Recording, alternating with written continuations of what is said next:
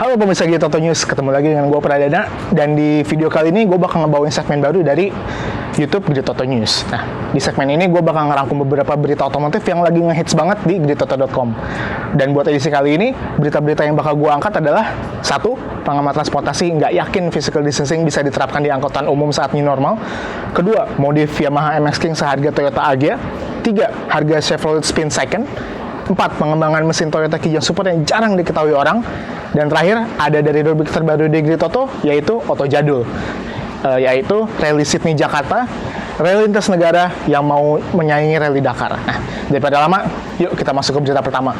Di berita pertama, ada pengamat transportasi yang nggak yakin dengan salah satu aspek dalam rencana new normal pemerintah, yaitu penerapan physical distancing, khususnya dalam angkutan umum. Nah, Pak Joko Setijowarno, pengamat transportasi yang kita maksud, dia bilang gitu karena dia nggak yakin kapasitas angkutan umum massal di Jabodetabek cukup buat mengakomodasi jumlah penumpang saat new normal nanti. Nah, gua nge-quote ya, kalau new normal diterjemahkan sebagai semuanya, dalam arti ini semua tenaga kerja, masuk kerja dengan jadwal seperti kondisi sebelum pandemi, bisa dipastikan kapasitas angkutan umum massal di Jabodetabek tidak dapat menjamin pelaksanaan physical distancing. Nah, dia juga bilang, mau dialihkan ke moda transportasi lain seperti bis juga nggak bakal efektif karena 1. Harganya lebih mahal, dan 2. Waktu perjalanannya relatif lebih lama. Makanya dia memprediksi kalau para pengguna transportasi bakal banyak yang beralih ke transportasi pribadi seperti mobil dan motor. Masuk akal sih, soalnya mobil atau motor kan emang lebih praktis buat physical distancing ya. Kita nggak bawa siapa-siapa, kita nggak ketemu orang selain yang kita kenal. Tapi masalahnya 1, kalau transportasi pribadi jumlahnya nambah, jalanan pasti lebih macet lagi. Sekarang lagi PSBB aja jalannya masih macet, gimana nanti kalau new normal kan? Nah, makanya dia kasih solusi. Dia bilang, perusahaan harus menyediakan antar jemput buat para karyawannya, biar protokol kesehatan tetap terjaga, terutama soal physical distancing.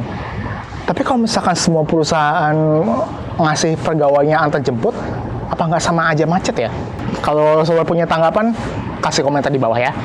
Di berita yang kedua, ada modifikasi head-on Yamaha MX King dengan biaya modif setara Toyota Agya baru.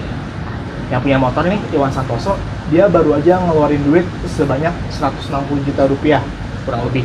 Itu seharga Agya TRD baru ya, kalau misalkan kita lihat-lihat. Nah, duit segitu dia keluarin buat ngedandani motornya ala-ala tampang motor hypersport. Nah, wajar mahal, soalnya part-part yang diambil semuanya bahan moge mahal. List modifnya nih, ada shock breaker depan upside down punya Ducati Panigale 1198. Terus Sungam dia pakai punya motor Aprilia RS V4. Footstepnya aja dia pakai punya BMW S1000R. Tapi nggak cuma part-part limbahan dari moge-moge mewah, dia juga kasih part aftermarket yang pastinya nggak kalah mewah dan head-on. Nah, misalnya nih, dia pakai pelek Forge OZ Racing. Pengeremannya pakai BMW depan belakang. Knalpotnya Akrapovic model Megaphone. Shockbreaker belakangnya pakai Öhlins. Dan gak lupa juga dia pakai radiator B-Pro aluminium. Nah, oh ya, selain part-part itu, bodi motor MX King tadi juga sama dia dibalut pakai karbon Kevlar yang dikasih airflow holes biar tampilan motornya makin kece. Nah, Iwan sendiri bilang dia puas dengan semua ubahan yang dia lakukan. Tapi kalau misalkan menurut pemirsa gimana? Apakah tampilan motornya makin kece? Silahkan komen di bawah. Oke? Berita selanjutnya bakal berguna banget buat pemirsa Gridtoto News yang lagi nyari mobil second dengan harga yang murah. Soalnya sekarang kita bakal ngintip harga Chevrolet Spin Second. Nah, pertama kali hadir di Indonesia tahun 2013, Chevrolet Spin jadi salah satu LMPV yang paling laris sampai kematiannya tahun 2016 silam. Nah, Chevrolet Spin sendiri dihadirkan di Indonesia dengan 3 pilihan mesin. Yang pertama, ada 1200 bensin. Kedua, ada 1500 bensin. Dan terakhir, ada 1300 turbo diesel. Nah, meskipun udah discontinue, mobil lansiran merek Amerika Serikat ini tetap diminatin. Soalnya spare part-nya masih melimpah dan harganya juga cukup terjangkau. Misalnya nih, mengutip dari kanal pricelist gridtoto.com, Chevrolet Spin bekas sekarang dibanderol mulai 70 juta rupiah buat tipe 1200 LT transmisi manual lansiran 2013. Nah, kalau pengen kapasitas mesin yang lebih besar, di atasnya ada tipe 1.5 LTZ dengan transmisi otomatis yang dibanderol 110 juta rupiah. Nah, kalau misalkan pemirsa Gridtoto News senangnya diesel-diesel, ada juga Chevrolet Spin 1300 LTZ dengan transmisi manual, sama-sama lansiran 2013, harganya nggak nyampe 100 juta, cuma 90 juta rupiah. Nah, Kalau misalkan nggak mau shuffle spin gimana? Tenang aja, langsung aja ke kanal pricelist mobil bekas yang ada di gridauto.com. Soalnya harga-harga tadi juga diambil dari kanal tersebut. Dan pricelist yang ada di sana diupdate terus dari rangkuman data para pedagang mobil bekas di kawasan Jakarta dan sekitarnya. Di berita yang keempat, kita bakal ngebahas soal Toyota Kijang Super. Tapi bukan mobil secara keseluruhan, tapi soal pengembangan mesinnya yang jarang diketahui orang.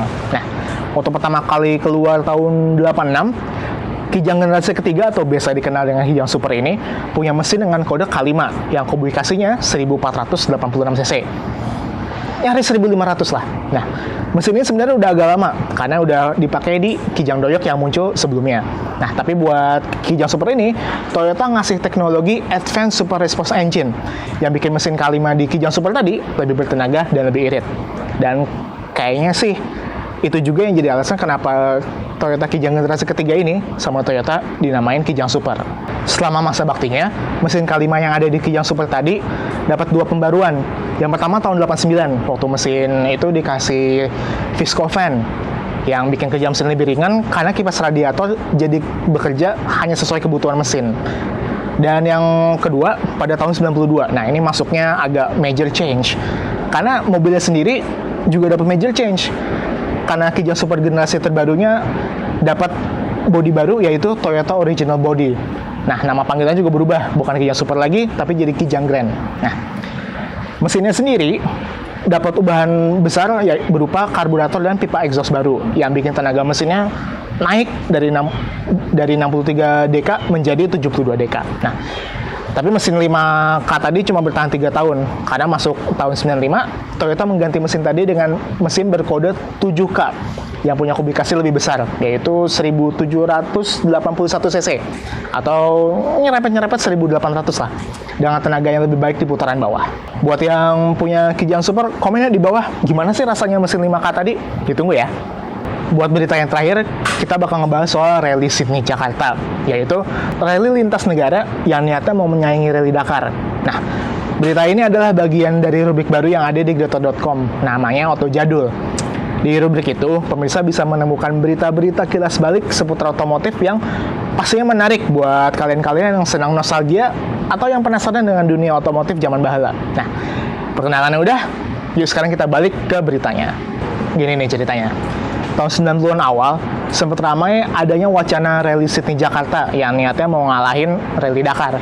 Nah, rally tadi rencananya mau punya rute sepanjang 11.000 km dan terbagi dalam 40 special stage yang digelar dalam waktu 21 hari. Rinciannya, Australia bakal kebagian 28 special stage dan Indonesia bakal kebagian 11 special stage. Dan kabarnya, rally tadi bakal menelan biaya sekitar 4 miliar rupiah pada saat itu. Rencana gila yang dicetuskan oleh Helmy Sungkar, Mael Algadri, dan Bob Carpenter tersebut tadinya bakal digelar dari tanggal 15 Agustus sampai dengan 5 September 1993. Pihak panitia sendiri sudah 2 kali melakukan survei di kedua negara, yaitu tahun 91 dan 92. Tapi sayangnya, rally tersebut hanya sebatas rencana sampai sekarang. Tapi kalau corona keluar, siapa tahu ada yang tertarik membangkitkannya lagi. Buat lengkapnya, pemirsa bisa baca sendiri artikelnya karena ada banyak banget detail-detail yang kepanjangan kalau harus gue masukin di sini. Nah, jadi gue bakal post link artikelnya beserta artikel-artikel yang gue baca sebelumnya di kolom deskripsi di bawah. Oke? Nah, sekian dulu dari gue kali ini. Kalau video bermanfaat, silakan klik tombol like di kanan bawah video ini. Dan kalau misalkan tertarik buat ngikutin video-video lainnya dari YouTube Gridauto News, silakan klik tombol subscribe. Dan jangan lupa juga buat klik tombol lonceng yang ada di sampingnya, biar kalian gak ketinggalan video-video selanjutnya dari YouTube Gridauto News. Nah, saya Pradana, pamit undur diri. Sampai jumpa di video berikutnya.